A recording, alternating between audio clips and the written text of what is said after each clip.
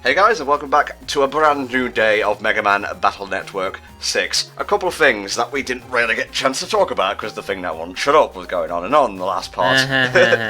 Mick, the douchebag that he is, told his particular NetNavi to fuck off, and some creep called BlastMan came in and was giving it all, oh, you want to be evil? You can get back at these guys. And Mick, being a stupid kid, let's be honest, was like, that sounds legit. Let's do this. Yeah, I definitely don't see this backfiring at all. No, sir. Also, Lan's dead brother is now walking about in the real world via the power of a Copybot. Yeah, so how are you? I'm doing fine. I don't think I ever tried, going home and, talking to Lan's mum and dad while, Mega Man was in the Copybot. I don't think I've reached that jarring moment of the story yet. You can't actually leave the room when you're walking around as Mega Man here, just to kind of cut that off and prevent you from blowing your mother's mind. Okay. Probably run out of power before we reach the house, though, because, Helldragon was not exaggerating. The Copybots, there must be some really advanced tech that is, fairly new, because you go, I would say 10 feet and the thing cuts out.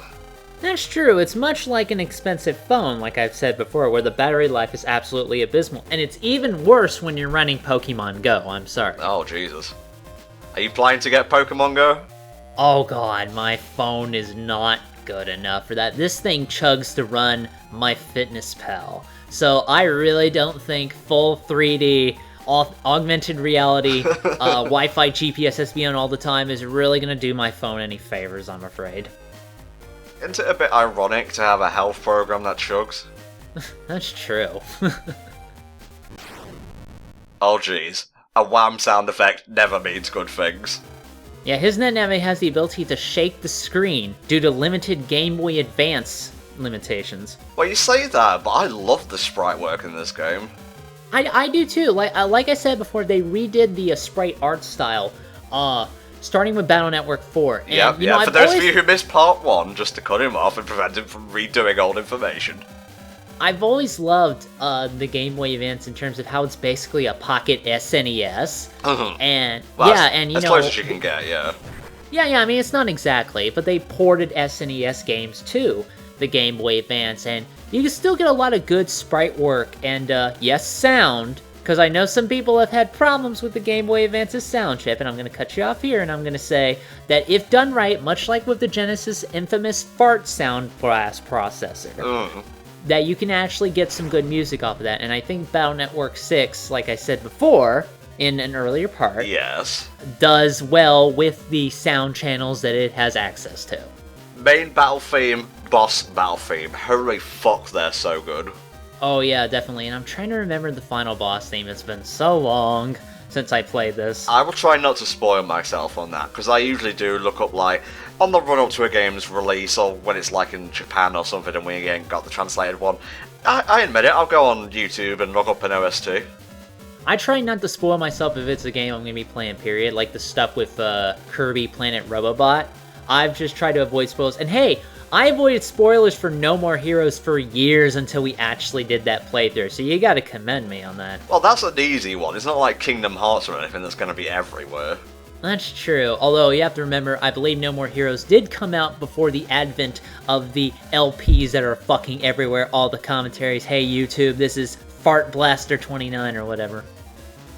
You know what's funny, just before we get back to the plot, remember, when Birth by Sleep wasn't released out here, in the West, I actually did go on, a spoiler block kind of thing? Yeah, I seem to remember that. And you know what actually caused me to fuck that up? What caused you to fuck that up? I went on Game FAQs because I was keeping an eye on, the release dates and whatnot, and I don't know what I must have clicked on, but I actually accidentally got onto the cast page, and it was obviously still Japanese voice actors at the time, but it said, Terra and Xehanort. Terranaut. Oh, yeah, yep. We got a bucket. Now this is the first of the Copybot puzzles you'll be doing, where you basically get to run around as Mega Man in the real world for a little bit, fetch shit, take shit elsewhere, things like that. Because these robots are emitting high-intensity flames, only the Copybot is able to withstand those safely without getting his flesh scarred off, so it makes sense that they would use Mega Man here. It's called I brought a single bucket of water. And watch out, I have a unique sprite for this. Eventually. Nice. That's like a water slash. That's really impressive. You know, there's a website out there called Sprites Inc. that actually gathers, like, most, if not all, of the sprites from the various Mega Man games. And I remember this especially being prevalent around the time that the Mega Man fan comic Bob and George was still running, if you've ever read that. No, I have not. It started as an original comic, then it swiftly became about Mega Man because of sprite work and things like that. And sprite comics used to be all the rage back then, where they would just take sprites and rearrange them in the comics. Mega Man was really popular, so Sprites Inc. got a lot of use back then. I remember just kind of going on there and checking out all of the cool Battle Network sprites as they came up and wondering, when does this come into play in the game? Like you thought it was real or something. Yeah, something like that. So I was just wondering, like, whenever this kind of stuff happened. Okay, we're gonna head to the teacher's room, and we're gonna have to put a stop to BlastMan, because we can't just have, like, the security bots running amok. It's gonna drive morale down, and kids are gonna fail their tests, among other things. Yeah, the whole, people get killed, things like that. Like, Mick, I mean, everybody likes a good little bit of horseplay every now and then, but now we're getting a little bit too far. Just a little bit of fire is all I'm asking. I like that sprite of the sellotape holder. I don't know, it just seems cute to me. It's really huge compared to everything else. Like, put that next to, like, the monitor. That's, like, the biggest tape holder I've ever seen. I didn't want to say anything about the size of the DS and its stylus in Lan's room, but oh boy. Oh, that must be a new 3DS XL. Or a 2DS or something like that, yeah. Oh wow, I wonder why they're not listening to you. Is it because you have been tricked? Yeah, no, definitely, of course not. What does that pie chart measure? Like, the amount of school burnings we've had this year? No, it's Pac-Man. Oh, yeah, okay, yeah. Yeah, makes sense. Oh, BlastMan! Wah, wah! Oh, you're incurable prankster, you. That's my favorite sitcom, Oh, BlastMan, where he just tries to burn somebody every week.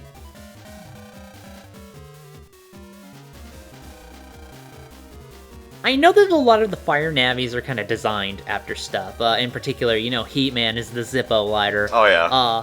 Flame Man, who is written as Flam Man in Battle Network 3, I believe. No, don't ask me why. He was more... I don't know what the fuck they were going for with that thing, actually. They took the classic Flame Man design and just fucked that up. BlastMan is like, I think he's supposed to be mimicking a furnace of some kind of thing. It would make sense given, like, the gimmicks in his stage and how he's set up in his design, but honestly, I don't know. Alright, I'm looking at flameman.exe now, and wow, he's like bipedal now. Well, sorry, quadruped. Yeah, they made him like a quadruped. They kind of... It's like Zenyatta on steroids or some shit like that. I don't know. I think the classic Flame Man EXE was fine. He just looks like a typical man. But his helmet kind of drapes down onto his chest. I don't know what they were doing with there. I don't know. Burner Man, though, actually looks really cool. Like, I have to say, with Battle Network, one of the big things about the art style is that it's very streamlined. Like, it feels, because they use, like, more streamlined body suits, minimal pieces of armor, things like that, they really do feel less like robots and more like design programs. Mega Man in particular is a huge departure, when you think about it, from his classic design, despite the blue and the buster and things like that. Yeah. Then you get more different NetNavis, like, again, with the whole Flame Man thing, that just look like drastically different, but I believe it's because of that art style that's allowed them to make some really cool designs. I actually have the art book to this series, by the way. I like the art so much, and I like all of the designs, so well. Even, how we were trashing Windman and not Battle Network 6, I'm sorry, that's the game we're playing. In Mega Man 6, when we were trashing Windman and how stupid he was? Windman. What stage was he in? He was the guy that kind of did the fat stance, and then he just kind of shunted up in the air and flew across the screen. Yeah, in Battle Network, he actually has a really cool streamlined design. Have you seen Windman EXE? I'm gonna look this up now. Let me have a little look-see. Yeah, I can't really kind of show you the picture while we're doing this playthrough, but I believe they took the opportunity to kind of... Yeah! Isn't it so much better? That looks amazing. Yeah, it's actually one of my favorite NetNavi designs. Now, it's true they've taken some good-looking classic Robot Masters and completely fucked them up. Flam Man, of course. But then you get guys like Wind Man, Burner Man, Tankin Man looks really good still. I was afraid they were gonna fuck him up, but he actually looks really nice. Starman, they kind of fucked that up. I could just kind of go forever about how they screwed up some of the designs and things like that. But as a whole, to bring this to a close, I have always liked the art style of this series, and I feel it really helps generate a lot of imagination and creativity in terms of what they did with the NetNavis and all the other character designs. What I'll try and do, like, as I'm editing these, if we bring up, like, a NetNavi, or, like, a not Robot Master, from, like, a Battle Network game prior to this one, I'll try and put up, like, the official art of that, so you guys can have a look at it with us. Now, the big gimmick about BlastMan's area, because everybody has a dungeon, naturally, is that, first off, you're trying to put out these guys that are on fire, because they'll open the way and things like that. And secondly, you're also trying to avoid flames that come in from different directions. Now, you can tell when that happens is when you see, like, sparks of fire come one way. Embers, Then you get behind... Yeah, embers. Sorry, I need to use a proper word here. Yeah, we're in a fire dungeon. You damn well better. Then you get behind cover, and, you can avoid the flames that shoot in. For a first dungeon, I really like it. It's simple, but it gets the point across. There's a decent enough gimmick. I'm trying to remember if there are any really bad dungeons throughout Battle Network, and there are a ton, actually. I'd have to say the one I hate the most is probably most of the dungeons from Battle Network 1. Okay. They are not good. Like, the early ones are okay. Like, you fight Fireman, I'm sorry, because they renamed him like 5 different fucking things and other things. You fight Fireman in an oven in your house, and that dungeon is okay. But I'd have to say the power plants level and the water factory level, do they make water? I don't know yet. The waterworks, oh my god, those dungeons are fucking terrible. Just like the most obtuse, annoying as shit stuff to run through. And if I can ever construe a proper sentence, I'll someday explain why they're so bad, but I just want to tell you, I'm doing you a huge favor by skipping Battle Network 1, you know what I'm saying? Yeah, so basically how the dungeons play out, at least in, like, Battle Network 6, I can't really tell you how the other ones, operate. They're kind of like mini-games in each one. You go around, you do, like, a specific game, like here you got dodge, the flames that come at you and douse the little robot guys, because number one, they're so cute, and number two, they need help, and then the way will be made clear. And you keep doing that from area to area until you reach BlastMan himself. I can see why some people might find that a little bit repetitive, because usually the dungeon just kind of dwells on the one gimmick for like all of it, and because you're constantly running into the random battles, I admit that at many times it does feel like it takes out a lot of the pacing. When you're going through a dungeon, you're trying to clear it, but you're having to deal with all these constant enemies while you're trying to figure out how to dodge stuff and solve the puzzles in them and things like that. Well, there is like a chip you can use. It's like a field chip. I forget what it's actually called. Is it like a sub chip? It's a sub-memory. I know what you're talking about. And you can basically like make weak programs or enemies stay away for a while. Yeah, they basically have repels in this game. I don't think that got introduced until, I want to say, the third one. I'm probably wrong, but basically after a while, I guess they just realized, hey, maybe I don't want to be running into the same weak viruses 400 times, you know what I'm saying? What do you think about the music in this area? Because it's pretty funky cool for like a heat-based area. It's definitely like setting the stage for, what's going on in the story right now. A computer is on fire. It's literally the worst thing that could ever happen, and, the teachers are in mortal danger as well. That's bad too.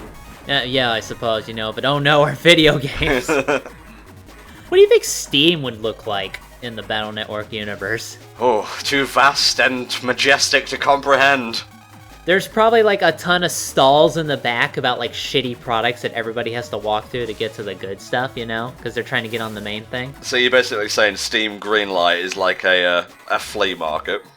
A really terrible, the worst flea market you've ever been to, where they sell like the jankest shit. These are the same people who think like, legit story, this actually happened. I was at a flea market. I know, hold your horses. Hard to believe, honestly. I was at a flea market and I was looking for toys because I'm a nerd. Okay. So I go into one stall that they had set up, and some guy was selling a really, really tiny micro Optimus Prime. Okay. All right? It has, like, you fold out one bit and he's transformed, basically. Really tiny guy. So I look at it and I go, how much is this? And he goes, $5. $5? You fucking kidding me, right? This little guy? $5. That's what he goes for online.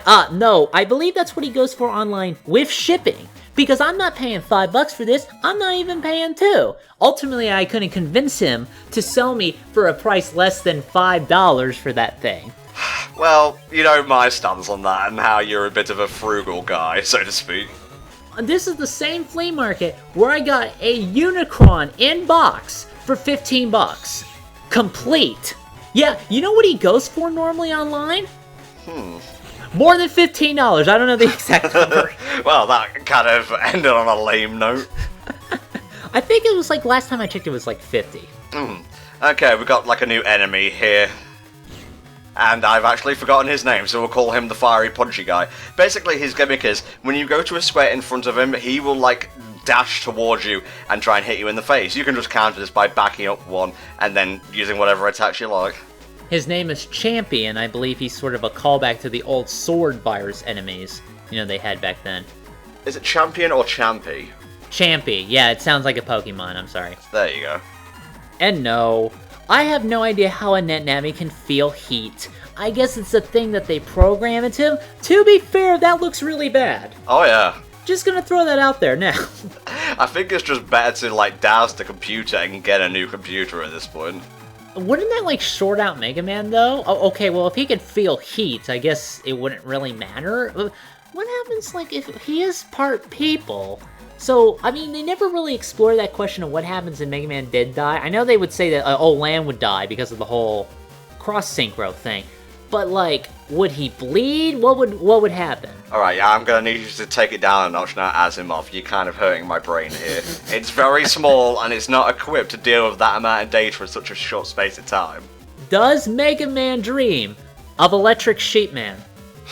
that was a Robot Master in 10, I think? Yes, it was 10. I have not played Mega Man 9 or 10, by the way. I hear they're bullshit hard, and I don't really support the NES Mega Man redos, 9, 10. That's a long story. Would you say Battle Network is your favorite division of Mega Man, then? I'd have to say so, yes. I have mentioned how X4 is one of my absolute favorite Mega Man games, and that still holds up. But Battle Network it's my Mega Man. It's the Mega Man I knew and appreciated the most. I mean, people like the classic Mega Man, and I've played some of them, and I like them, and that's fine, but Battle Network is the thing that has the most nostalgic value for me, I suppose. I just gotta admit it. So basically, this is all happening because Mick and his NetNavi are having a little marriage tizzy going on here. Maybe if your NetNavi wasn't programmed to be angry all the time, you wouldn't be having this problem. Well, have you seen his operator? No wonder he fucking changed. That's true. I mean, I certainly know what it's like to default to a particular mood after people get on you all the time. Not saying it's you. Just gonna throw that out there. I was gonna say, I was about to throw a tizzy myself. My ass is flaming! I miss Zarbon. We're just gonna let him bounce there? Yeah, a little bit. That's the fun part. All it takes is a little fire to make them friends again. Life lesson for us all there, I think. Yeah, don't get your ass on fire. Thank you. Thank you for teaching me that, Mega Man Battle Network. This is adorable. Can we please save the internet now? Yeah, this is getting a little bit too Japanese fun time for me, you know what I'm saying? You're all going to detention, even the robots.